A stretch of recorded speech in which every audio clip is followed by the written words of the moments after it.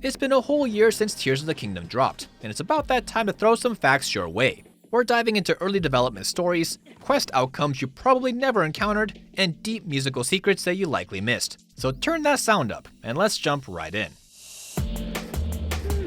One thing that's fairly hard to hear or notice right in the first minute of a new game is what happens during this Master Sword cutscene. With background music, text boxes, and Zelda's torch muddying the audio, it doesn't sound like much. But when you listen to it on its own, it sounds like this. If you're a longtime Zelda fan, you might recognize it, because this file called Prologue Master Sword references the first two notes of the flute portion of Fi's iconic theme from Skyward Sword.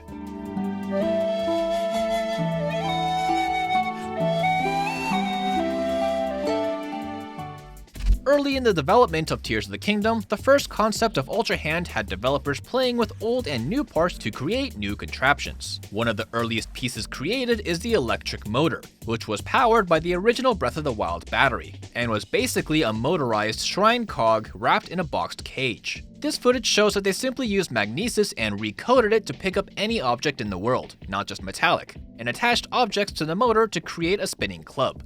And their earliest fan was simply that same motor, but with a tiny propeller attached to it, powered again by a shrine battery, which created their first version of planes. The cool part about this is while the final game does have fans, they're simply powered by Zonai batteries. But avid engineers have found their own way to remove and save propeller and motor pieces from shrines and use actual electricity to make working planes, similar to what the developers initially had tried themselves from the very beginning. It all comes full circle. On the same note, this early footage shows Ultrahand connecting objects without the signature fused glue. During development, art director Satoru Takizawa pitched an idea to create the connection as bulging glue. Thing is, a shocked producer, Eiji Aonuma, initially didn't like the idea, saying, "What, are we really going with this?" Not initially agreeing with the unnatural look of it. But after playing for a bit, he eventually warmed up to the idea as the sound effects and building came together in a satisfying way.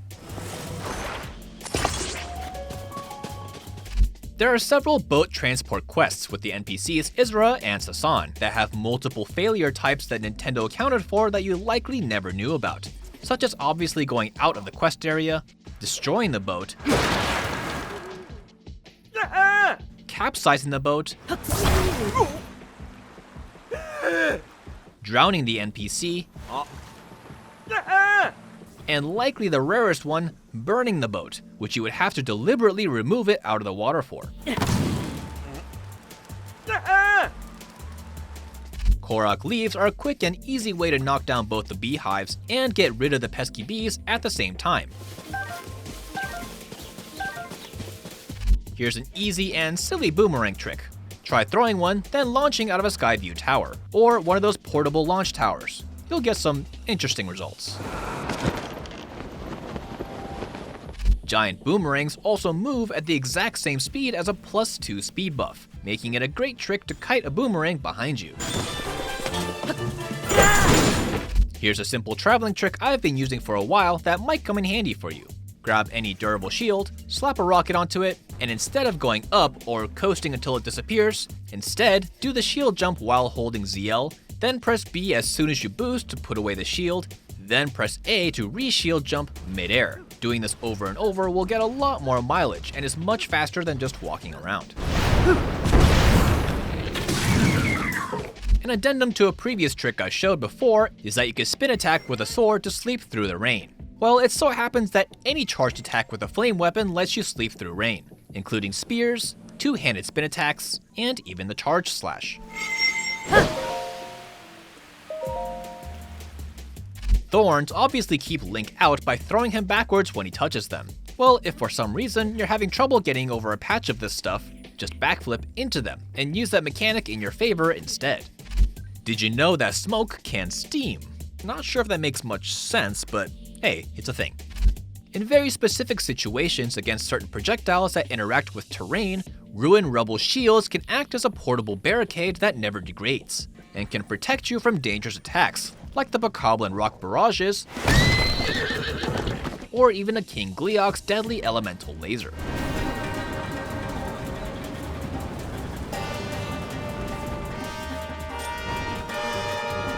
One thing that's extremely subtle in Tears of the Kingdom is how shrine music actively reacts to you as you accomplish parts of its puzzles. When you first enter a shrine, the music is upbeat, fast, and introduces you with energy.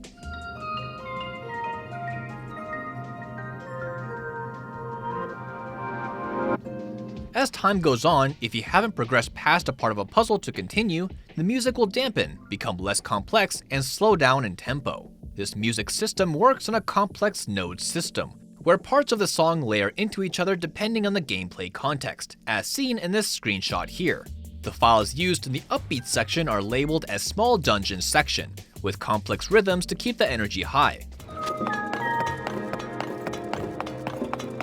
As you lose steam and can't figure out the puzzle, the game will transition into sections called Small Dungeon Low section and Small Dungeon Slow.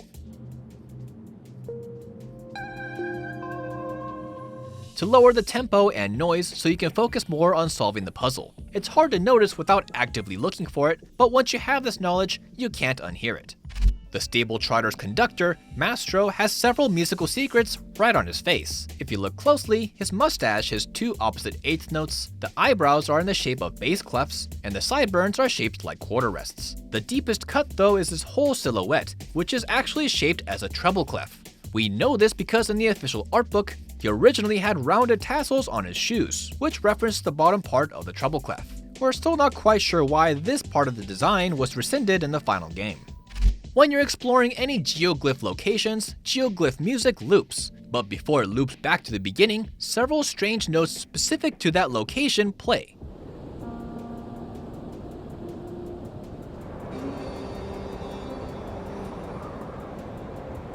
Some have known for a while that these notes are actually a section of Tears of the Kingdom's main theme song when put in chronological order. It's tough to imagine it when they're singular notes on their own, so here's the whole rendition I sped up with maintained pitch and stitched together for you so you can hear the side-by-side reference for clarity.